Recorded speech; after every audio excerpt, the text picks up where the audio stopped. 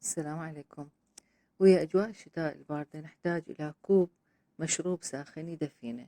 اليوم راح أقدم لكم مشروب مو بس يدفي لكن يعطينا مزاج وطاقة ويهدئ الأعصاب بنفس الوقت.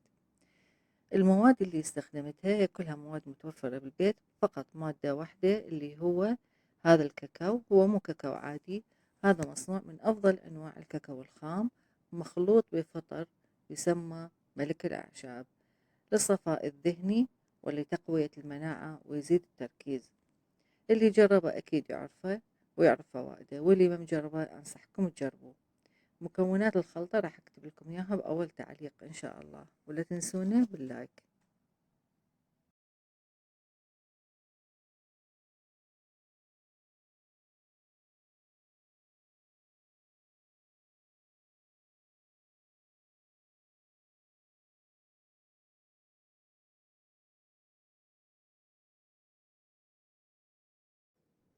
هذا الخليط نحتفظ فيه بالثلاجة بعلبة محكمة الغلق.